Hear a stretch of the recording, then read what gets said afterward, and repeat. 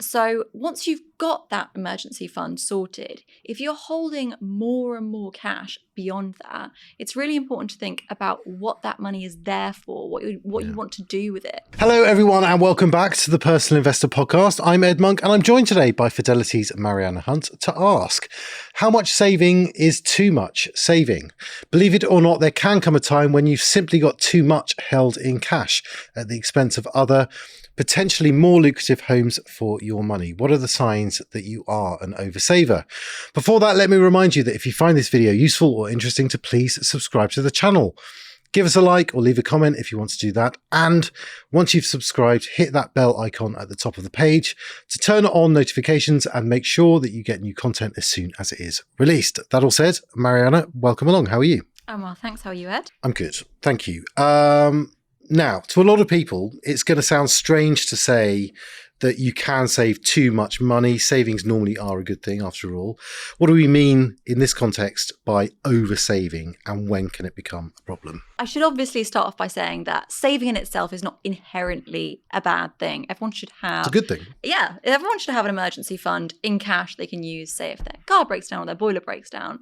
But the problem comes when you are blindly piling money into cash and leaving it there for long periods of time without really thinking about what that money is there for, or whether it could be working harder for you elsewhere, because we know that cash can often lose value to inflation. So it's losing value in real terms, whereas there are other places you could put your money, say investments, which have a much better long-term track record of growing the value of your money faster than inflation. Yes. So if you're oversaving, it's a first world problem to have.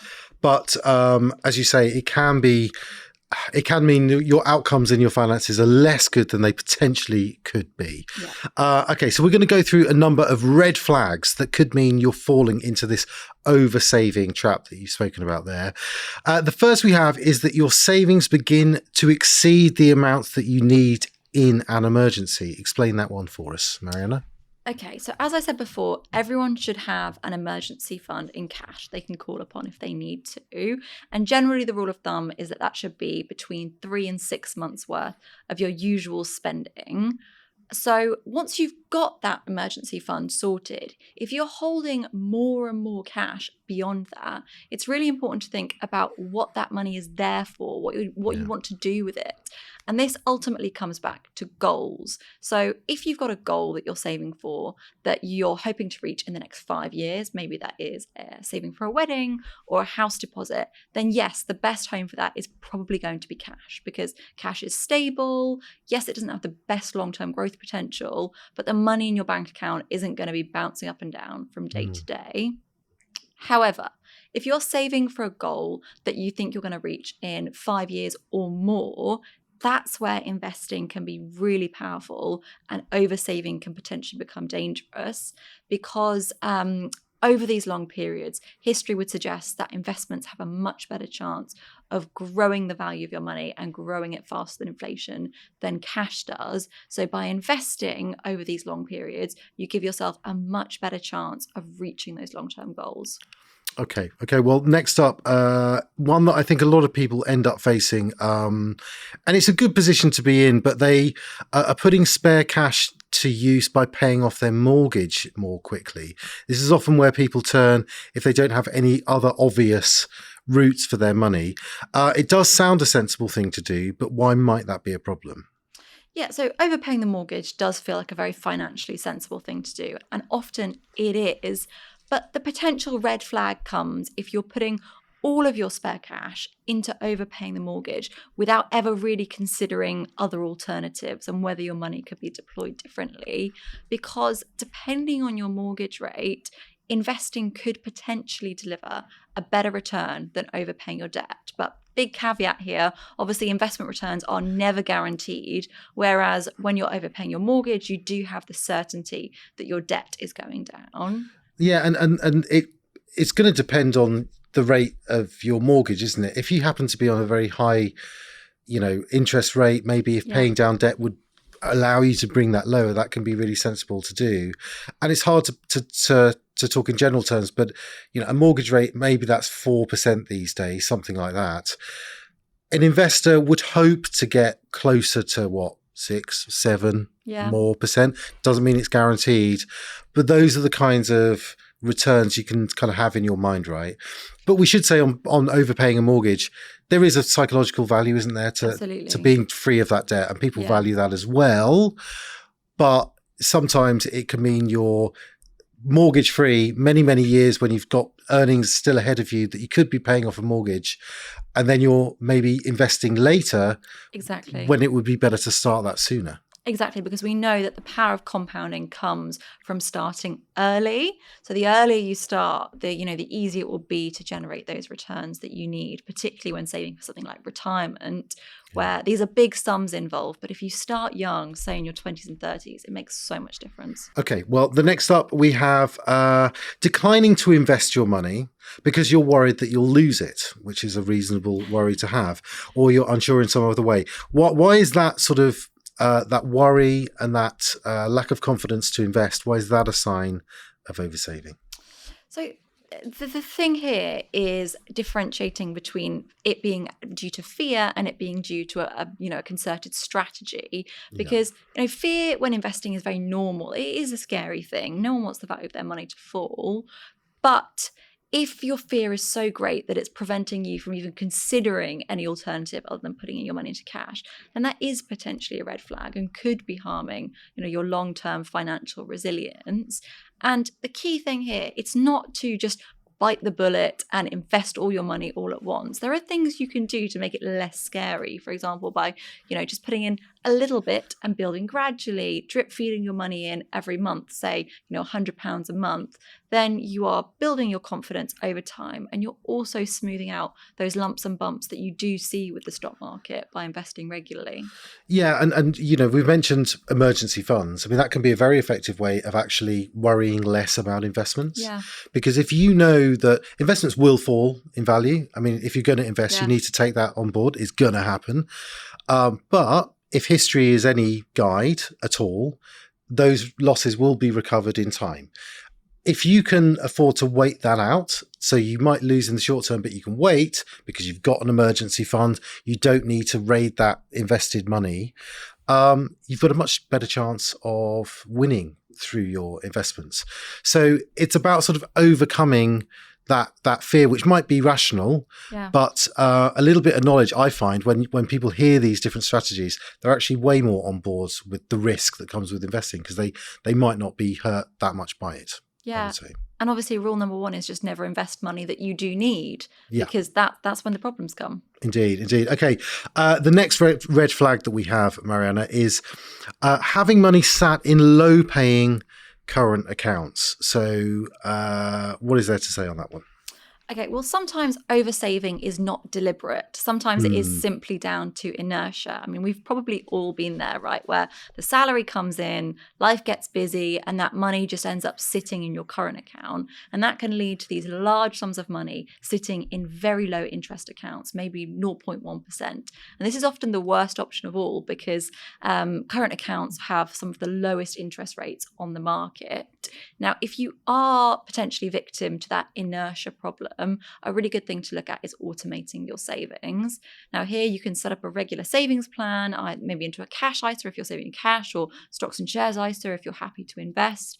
And then that money is coming automatically out of your bank account each month, maybe on payday, and you're not having to make the active decision to save or invest for your future. Yeah, I don't know how you do it in your own finances. I find that I've got sort of savings accounts attached to my current account because it's one app. I mean, I should be more sort of thoughtful than this, but the fact that I can move things in one app, that's really useful. But then there's another savings account somewhere else where I've gone for like a better rate and all that stuff. So you've got to work out a way that's easy for you.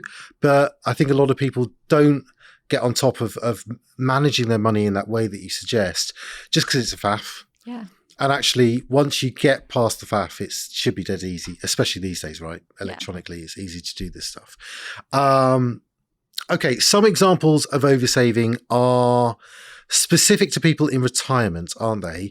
One of those is that your pot of cash, which lots of people will have as a sort of part of their financial mix.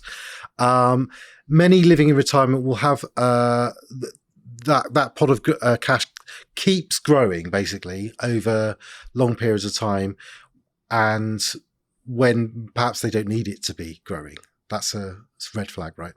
Yes. So obviously, cash in retirement is really important, as you've said, because once you stop working, you no longer have that salary coming in. So it really is crucial to have money set aside that you can draw upon in an emergency or even just for unforeseen circumstances. Cash is also very handy if you are a retiree who is drawing their income from their investments, because if markets fall, then hopefully you can, rather than selling your investments, you can draw your income from your cash and hopefully wait for markets to recover. Mm-hmm. So all of that means that financial advisors generally recommend holding anywhere between 1 and 5 years worth of spending as cash in retirement. But you do often see retirees holding 6, 7 years, even more in cash. And that money, as you say, might keep growing because they're not spending all of their income each year. Now, this is not necessarily a bad thing, but it is important to have a think about whether that money could be growing, more quickly elsewhere, because we are all living longer, and retirements these days can easily last 30, 35, 40 years or longer, which means you do really need the value of your savings to continue growing, because if they don't, inflation can be a big problem over such long periods of time. And another one that can affect people in retirement is having lots of cash on hand when actually their essential spending is covered quite nicely by guaranteed income in other forms. That can be another sign that they're just needlessly holding money in cash. Yeah, so when you're retired and you're thinking about how much cash you need, it is important to factor in how much guaranteed income you have, because not all retirees will need the same level of cash buffer. So as you say, if your essential spending is already covered by a combination of state pension, annuity, and or defined benefit pensions, then a large part of your safety net is kind of already there. So if you're holding many years of income in cash on top of that, it is worth thinking about whether that is out of necessity or whether that's more of a kind of comfort blanket for you. And for something like, say, care costs, where you might be perfectly healthy now, but potentially you might need that money in 10 or 20 years' time, it is important to remember that, care costs are rising very quickly, and what your pot of cash could buy you in terms of years of care today will be quite different in 10 or 20 years' time. Finally, then, what can people do if they think they've got this problem of over-saving? What routes should they explore? If anything that we've said sounds familiar and it's a problem for them, what should they do? Okay, so I was coming up with a quick checklist earlier. I would say, number 1, think about how much cash you actually need, particularly in terms of emergencies. 2, I would think about what your goals are. So if you're saving for something within the next 5 years, cash probably best for that. More than 5 years away, definitely worth considering investing. 3, think about being as tax efficient as possible. So if you're saving in cash, look at cash ISAs. If you're investing, look at stocks and shares ISAs. Or if you're investing for retirement, pensions are a very tax efficient option. Then 4, if you are investing, maybe start small and build gradually. So just drip feeding your money into the market once a month can, build confidence, smooth out those lumps and bumps. And then finally, it's worth thinking about whether you might need any more help or support. Now, for some people, that might be as simple as speaking to a trusted family member who is good with money, or it might be just using a calculator to see what adding an extra 1% of your salary to your pension might do in retirement. Or for some people, it might be full-blown financial advice. It just really depends on where you are, which point in life, and how much help you feel like you need. Okay. Well, we've covered loads there, Marianna, so let's leave it for now. I will just remind you all that if you find this video useful or interesting, to please subscribe to the channel. Hit that bell icon to get notified as soon as new content is released. Give us a like or share the episodes. It really does help other people find what we're doing here. That all said, Marianna, thanks for joining me.